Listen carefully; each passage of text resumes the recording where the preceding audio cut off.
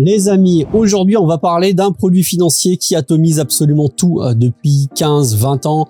C'est simple, à l'exception de certains gestionnaires de génie comme Warren Buffett ou Paul Tudor Jones, eh bien il y a absolument rien qui fait mieux que, eh bien tu l'as deviné, le Nasdaq 100, puisque c'est le sujet de la vidéo. Aujourd'hui on va parler du Nasdaq 100 et plus particulièrement eh bien de ses performances, de son rendement qui sont, comme je te l'ai dit tout bonnement, astronomique. Donc si jamais tu viens d'arriver sur cette chaîne, bienvenue, c'est Jérémy, on parle de bourse, on parle d'investissement, on parle d'immobilier, je te partage de l'expérience, je t'explique un petit peu comment moi je vois les choses. En aucun cas ce n'est un investissement personnalisé, mais voilà, si jamais tu kiffes le contenu et que tu trouves ça pertinent, eh bien tu peux t'abonner, ça fait ultra plaisir. Il y a encore plus de 70% des gens qui regardent les vidéos et qui sont pas abonnés. Donc le Nasdaq 100. Alors le Nasdaq 100, eh bien c'est un indice qui est en règle depuis, enfin qui a été introduit en 1985 et qui regroupe les 100 plus grosses sociétés non financières qui respectent certains critères pour se trouver dans le Nasdaq 100. Donc déjà ce qu'il faut comprendre, c'est que les vieilles entreprises comme Coca-Cola, eh bien quand elles ont été introduites en bourse, c'était avant 1985. Et du coup, elles ne font pas partie du Nasdaq 100. Mais la plupart des grosses sociétés qui tirent majoritairement eh bien l'indice vers le haut et directement le S&P 500 vers le haut et donc indirectement toute la bourse mondiale vers le haut se trouvent en tout cas depuis ces 20 dernières années dans cet indice-là.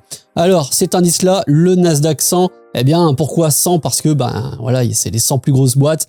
Parmi les boîtes, tu peux voir qu'on a Apple, Microsoft, Amazon, Facebook, Alphabet, donc Google, Intel Corporation, Comcast Corporation, Cisco Systems, Pepsi, Adobe. Bref, la liste est relativement longue.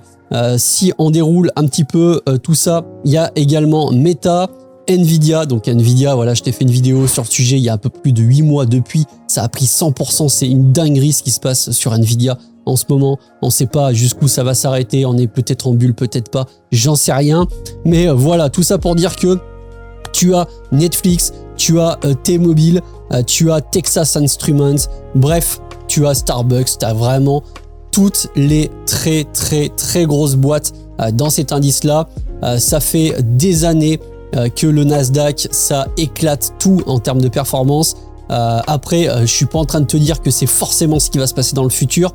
Mais quand on a une société qui atomise autant et depuis aussi longtemps, pardon, eh bien tout ce qui se trouve à côté, on peut quand même se poser des questions. Moi, je te cache pas que tu l'as vu peut-être sur le suivi du PEA la dernière fois, j'ai décidé de prendre de l'ETF du Nasdaq 100 parce que même si à un moment donné, et c'est certain, il va y avoir une correction, voire grosse correction, ça a déjà été le cas en 2022 où l'indice a retracé de 30%. T'as Meta qui était vraiment descendu au fond du trou. Voilà, donc ça va forcément arriver, c'est comme ça que se passe la bourse. Mais quoi qu'il en soit, eh bien l'indice, lui, depuis des années, et je vais te montrer, les performances sont tout bonnement astronomiques. Ça veut dire quoi? Eh bien, ça veut dire que globalement, si tu préfères, l'indice depuis 2007 par rapport au graphique que je te montre, a une performance moyennée à l'année de 16,2%, donc ce qu'on appelle le CAGR, diminutif et acronyme de Compound Annual Growth Rate. Donc c'est globalement l'intérêt composé. Ça veut dire que si tu avais investi 10 000 € en 2007 sur le Nasdaq 100 et que tu n'avais absolument rien fait depuis, ni vendu ni racheté, à l'heure d'aujourd'hui tu serais avec un patrimoine financier boursier, ce que tu as investi, enfin bref, ton patrimoine se serait transformé en 120 000 €. Donc pour 100 000 € investis, on serait sur 1 200 000 €. Donc 16%, je sais pas si tu te rends compte, mais le S&P 500 qui est déjà un indice qui performe plutôt bien, on est sur du 10% depuis quelques temps. C'est à peu près la moyenne qu'on observe. 16%, ça peut paraître pas beaucoup, on se dit tiens c'est que 6 points de plus, mais 6 points de plus en intérêt composé, c'est absolument gigantesque. L'écart type, l'alpha, ce qu'on appelle l'alpha par rapport au S&P 500 est de 6 points. C'est absolument énorme. Là, par exemple, si je te passe en logarithmique, en échelle logarithmique, on a l'impression que ça monte pas si violemment que ça, comme tu peux le voir. Voilà. Mais en réalité, quand on se met en échelle linéaire, eh bien là, on voit bien qu'il y a une grosse poussée avec une correction, comme je te l'ai dit, en 2022. Et là, ça remonte assez salement, on va pas se mentir, notamment tiré par des boîtes, comme je te l'ai dit, comme Nvidia. Alors, jusqu'où ça va monter, on sait pas.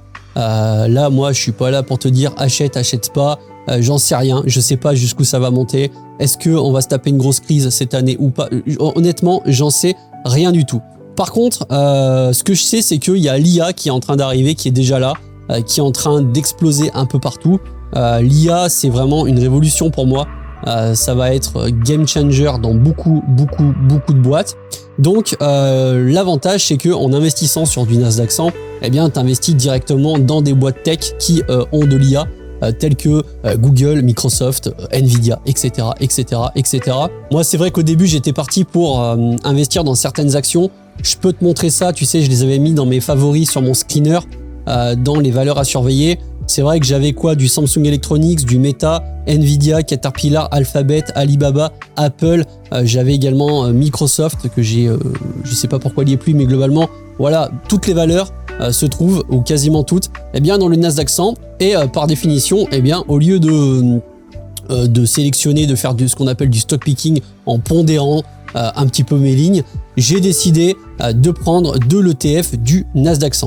Donc si on regarde un petit peu, eh bien, la comparaison du Nasdaq 100 par rapport au S&P 500 sur une courbe, on peut voir que il y a eu un gros pic dans les années 2000. Tu sais, c'était la fameuse bulle technologique avec derrière un gros crash où il y a eu moins 80% de perdu, quelque chose comme ça. Mais en même temps, c'était tellement surévalué. À ce moment-là, le PER moyen du Nasdaq 100, on était à plus de 150. C'était complètement débile. Aujourd'hui, alors que pas mal de personnes pensent et disent qu'on est certainement en bulle, ce qui est certainement vrai, hein, je sais pas. On est sur un PER moyen qui est légèrement inférieur à 30. Et malgré tout, eh bien, la courbe en grise est le Nasdaq 100. Et quand on la compare au S&P 500 en orange, on a l'impression que l'écart n'est pas énorme, mais parce qu'on est sur une échelle logarithmique, tu vois que ça fait 400, 800, 1600, c'est du x2 à chaque fois. Donc autant te dire que quand le Nasdaq finit en 2023 à 1600 points sur le graphique comparé, eh bien sur le Nasdaq, on est sur 3200 points. Donc tout simplement, la performance du S&P 500 est 2 fois inférieure à la performance du Nasdaq 100. La plupart des entreprises du Nasdaq 100 se retrouvent forcément dans le S&P 500. Et depuis ces dernières années, c'est souvent les entreprises du Nasdaq 100 qui tirent l'indice et qui tirent tout vers le haut.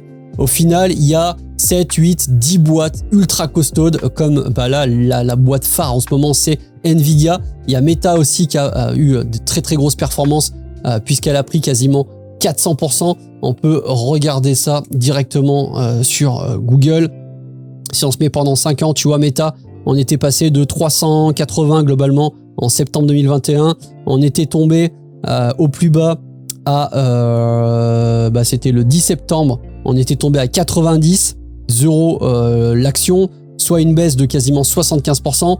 Et là, Meta, en plus de ça, il y a eu une bonne annonce sur les bilans, ça a décollé.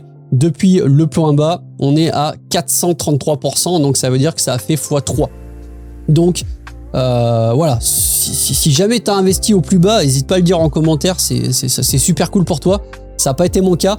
Malgré qu'à ce moment-là, je regardais Meta, mais c'est pas une société, en tout cas, c'est pas un service que j'utilise, donc j'avais pas rajouté en portefeuille. Et donc, si on regarde rapidement, un ETF, en l'occurrence, là, j'ai sélectionné l'ETF de BlackRock qui est le plus gros en termes de fonds. Donc, le iShares Nasdaq 100 UCIT ETF en accumulatif. Donc, accumulatif, je le rappelle, c'est parce que les intérêts sont réinvestis systématiquement. Au niveau du rendement, ça donne ça. Ça donne que depuis le début de l'année, on est à plus 8,7%.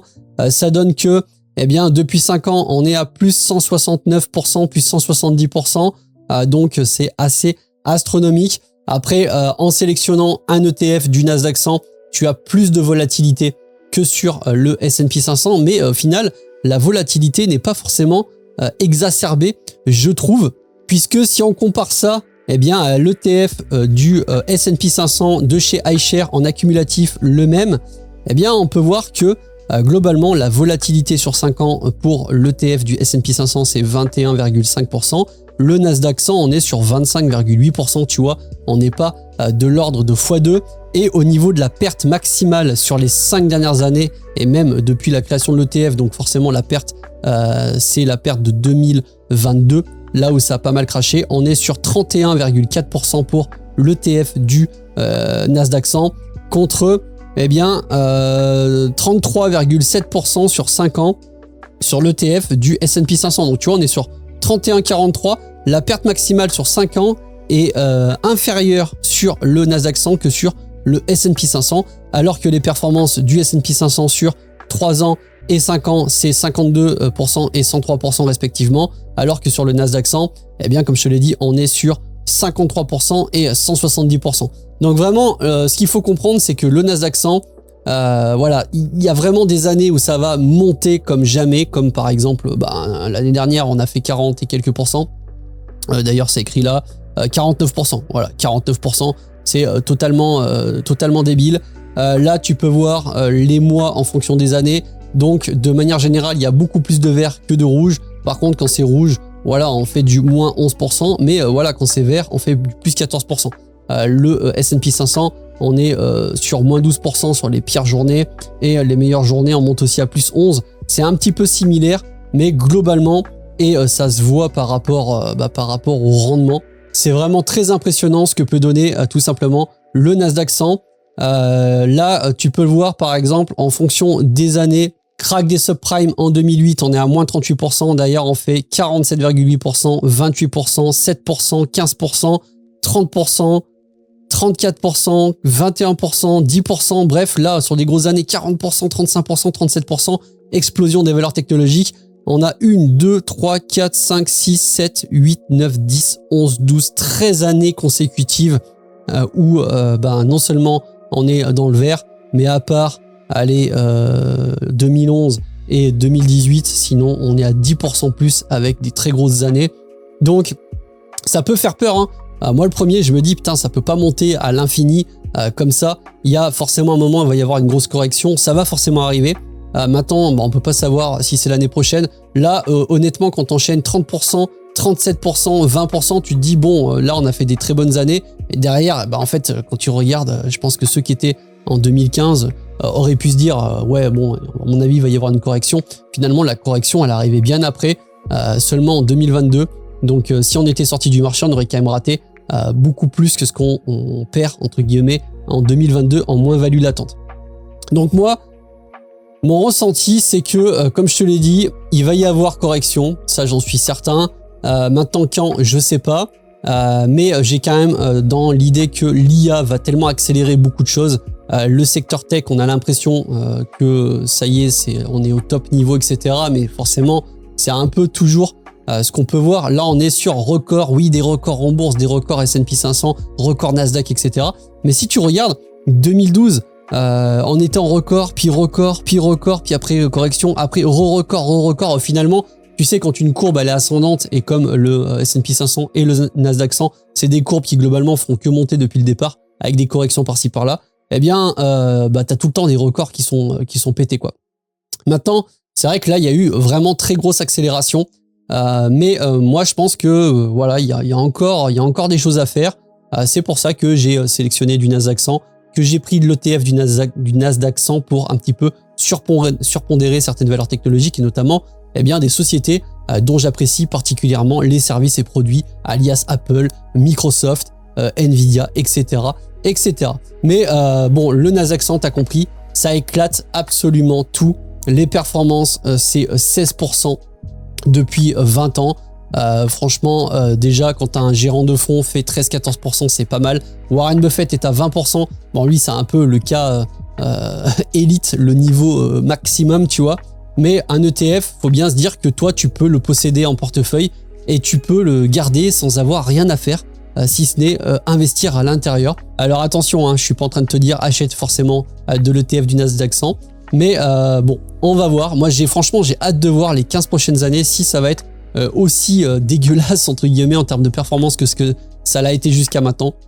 Moi j'ai tendance à me dire que quand même quand un cheval gagne pas mal de courses, Bon, il peut en perdre 2-3, mais j'ai pas l'impression que ça va s'arrêter de sitôt. S'il n'y avait pas eu l'IA et qu'on était déjà sur une ère après IA, je me dis qu'est-ce qui peut révolutionner la technologie comme peut l'être l'IA, je sais pas trop. Là, l'IA, moi j'ai tendance à croire que quand même c'est THE truc qui va vraiment tout bouleverser sur pas mal de points, pas mal de secteurs.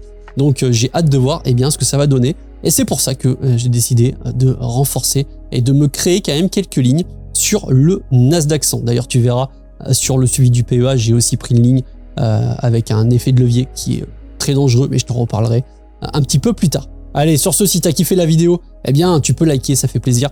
N'hésite pas à rejoindre le Discord communautaire aussi, ça fait ultra plaisir. Tu as le lien en description. Et moi, je te laisse avec une vidéo sur la bourse. Et je te dis à la prochaine. Salut, c'était Jérém, ciao.